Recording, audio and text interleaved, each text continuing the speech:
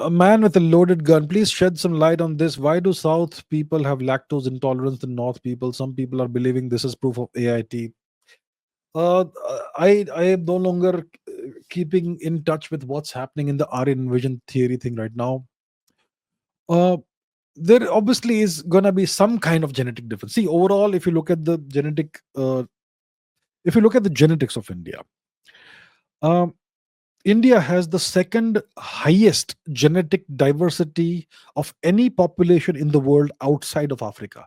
That is how diverse the Indian population is.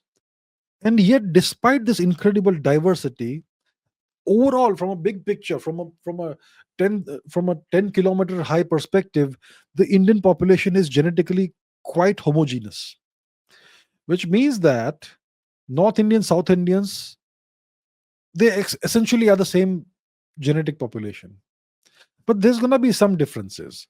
So look, maybe it's because of some kind of migration, but not the Aryan migration or Aryan invasion or whatever.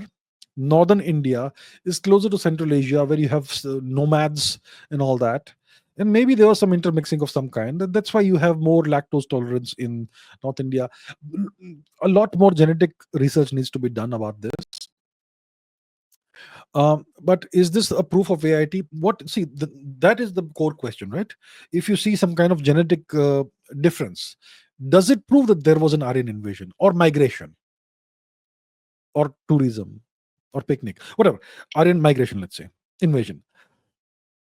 The core, understand the core claim of the Aryan invasion migration theory, the core claim, the central claim. The central claim of the Aryan invasion migration theory is that Hinduism and Sanskrit are foreign to India and they came into India with migrants or invaders. That is the core claim of the Aryan invasion migration theory.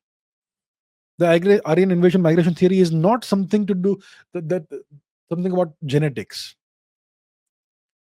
Of course, they use genetics now to make these implicit claims, but there is no genetic component to Sanskrit, is it? Or Hinduism? So the central claim is that Hinduism and Sanskrit are foreign to India. That is what they're actually trying to prove or trying to make people believe. All this lactose intolerance and this genetics and that genetics doesn't matter. We are the second most genetically diverse population in the world. That's wonderful. Isn't it great for us? So that is not an important thing. The important thing is the origin of Hinduism and Sanskrit.